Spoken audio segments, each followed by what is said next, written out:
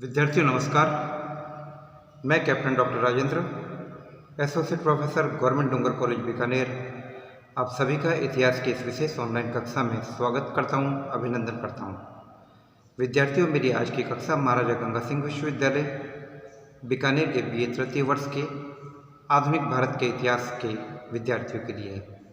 विद्यार्थियों, आधुनिक भारतीय इतिहास के अध्ययन की श्रृंखला के अंतर्गत मैं आज आपसे कंक्लूजन के रूप में, निष्कर्ष के रूप में उस प्रक्रिया के बारे में बात करूंगा जिसका संबंध आंग्ल मराठा संघर्ष से है और जिसका संबंध आंग्ल मराठा संघर्ष के विविध चरणों से है। विद्यार्थियों, इस कक्षा में मैं आपको यह बताने का प्रयत्न करूंगा कि किस प्रकार से वह मराठा साम्राज्य जिसे छत्रपति शिवाजी ने अपनी मेहनत से तैयार किया और जो अपने योग्य पेशवाओं बालाजी विश्वनाथ, बाजीराव प्रथम और बालाजी बाजीराव जैसे योग्यतम पेशवाओं के नेतृत्व में उन्नति करता हुआ अपने चरम शिखर पर जा पहुंचा। आज की इस कक्षा के अंतर्गत मैं आपसे उन तमाम तथ्यों के बारे में जानकारी प्राप्त करूंगा जिनके चलते हुए मराठा साम्राज्य पतन की तरफ अग्रसर हुआ और तृतीय आंग्ल मराठा युद्ध के पश्चात पूरी तरीके से मराठा साम्राज्य का खात्मा हो गया।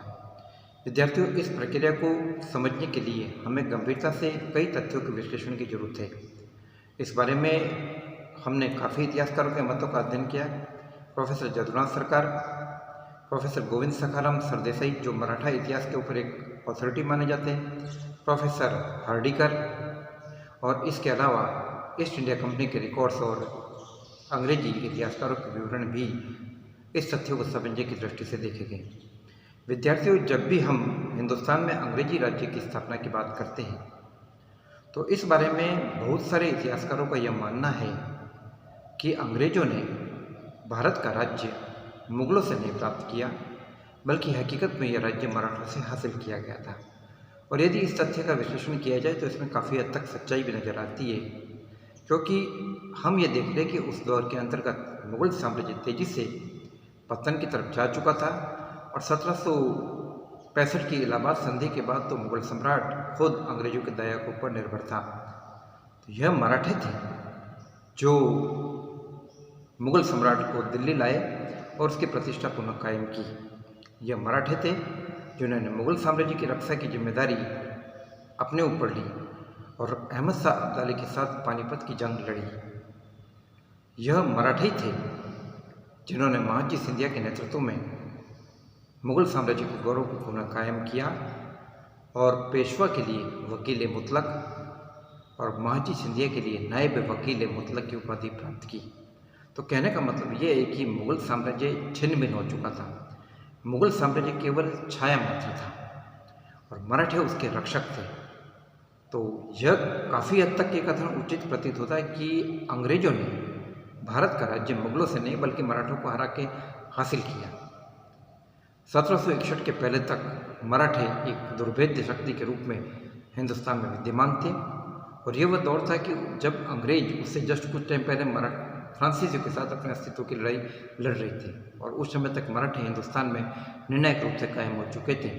पेशवा बाजीराव प्रथम के नेतृत्व में मराठा साम्राज्य का झंडा मुगल साम्राज्य तक जाकर बुलंद हो गया था और मुगल साम्राज्य की दहशत, मराठा साम्राज्य की दहशत मुगलों में काफ़ी हद तक बोला करती थी। मराठों ने मालवा, गुजरात, बुंदेलखंड और राजस्थान तक अपना प्रभाव कायम किया। तो ऐसी स्थिति में काफ़ी हद तक ये कह सकते हैं कि वास्तविक शासक तो मराठे ही थे।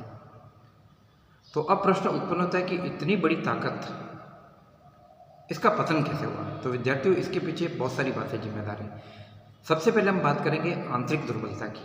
विद्यार्थियों, जिस मराठा साम्राज्य को हम देख रहे हैं या जिस मराठा राज्य को हम देख रहे थे, वो मराठा राज्य एक नहीं था बल्कि वो एक संघ था और इस संघ के 4 सदस्य थे, जिसमें ग्वालियर के सिंधिया, इंदौर के होलकर, बड़ौदा के गायकवाड़ और ग्वालियर के सिंधिया, बड़ौदा के गायकवाड़, नागपुर के भोसले और इंदौर के होलकर, ये 4 मराठा साम्राज्य के स्तंभ थे। लेकिन ये भी आपस में लड़ते रहते थे। इनकी स्थिति भी काफ़ी हद तक मुगल साम्राज्य जैसी थी। जब तक शक्तिशाली सम्राट मुगल सम्राट रहे तब तक क्षेत्रीय ताकतें उनके नियंत्रण में रही। ठीक इसी प्रकार से यहाँ पे भी हम देख रहे हैं कि जब तक पेशवा ताकतवर था, पेशवा बाजीराव प्रथम और पेशवा बालाजी बाजीराव और कुछ हद तक माधवराव प्रथम तक मराठा राज्य की एकता बनी रही। लेकिन जैसे पेशवाओं की ताकत कमज़ोर हुई माधवराव की मृत्यु के बाद और नारायणराव की हत्या के बाद, तो मराठा संघ की दुर्बलताएं उभर कर सामने आ गई। मराठा संघ आंतरिक रूप से कमज़ोर हो गया और मराठा साम्राज्य के ये चारों के चारों स्तंभ पेशवा की आज्ञा को मानने से इनकार करने लगे। और इवन हम उदाहरण यहाँ तक देखते हैं कि खुद गायकवाड़, फतेह सिंह गायकवाड़ प्रथम आंग्ल मराठा युद्ध में वो तटस्थ रहा और बाद में वो अंग्रेजों का समर्थक बना। ठीक इसी प्रकार से भोसले भी मन लगाकर कभी नहीं लड़ा। तो कहने का मतलब ये है कि मराठा साम्राज्य आंतरिक रूप से दुर्बल हो चुका था। दूसरी बात यह है कि अगर हम मराठा प्रशासनिक तंत्र की बात करें तो हमें ये कहने में कोई भी डाउट नहीं है कि मराठों ने अपने साम्राज्य का प्रशासनिक ढांचा कायम करने की तरफ ध्यान नहीं दिया। मराठा साम्राज्य ने अपने नागरिकों की उन्नति के लिए काम नहीं किया, सिविल एडमिनिस्ट्रेशन के लिए काम नहीं किया, जुडिशरी एडमिनिस्ट्रेशन को मजबूत नहीं बनाया, प्रशासनिक तंत्र को, और केवल चौथ सरदेशमुखी अन्य राज्यों पर हमले और लूटमार जैसी गतिविधियों में व्यस्त रहे। तो ऐसी स्थिति में साम्राज्य का पतन होना स्वाभाविक ही था।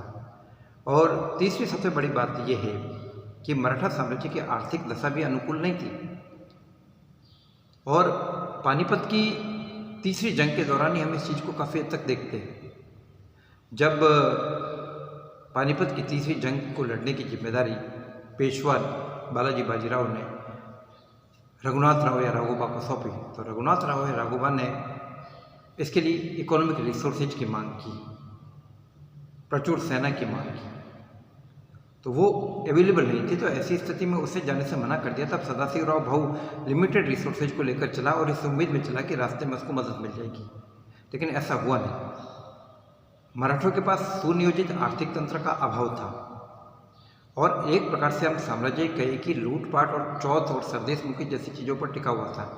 तो एक ऐसा आर्थिक तंत्र जिसमें नियमित रूप से आय का कोई जरिया नहीं हो, तो उस राज्य की अर्थव्यवस्था खराब होना काफ़ी हद तक स्वाभाविक है। और पानीपत के तृतीय युद्ध के अंतर्गत हम देखते हैं कि मराठा लश्कर के पास खाने पीने के लिए और अनाज के लिए भी चीज़ों का अभाव था। तो ये स्थिति 1761 में थी जब पेशवा शक्तिशाली थे। तो कल्पना कीजिए कि 1761 के बाद जब पेशवाओं का नियंत्रण कमज़ोर पड़ा और मराठा साम्राज्य के चारों सरदार अपने आप में स्वतंत्र हुए, मनमानी करने लगे और नियमित रूप से चौथ और सरदेशमुखी और लगान जैसी चीज़ें, टैक्सेशन की व्यवस्था सुचारू रूप से कायम नहीं हो पाई, तो ऐसी स्थिति में आर्थिक तंत्र का कमज़ोर होना स्वाभाविक था। तो ये भी मराठा साम्राज्य के पतन का कारण बना।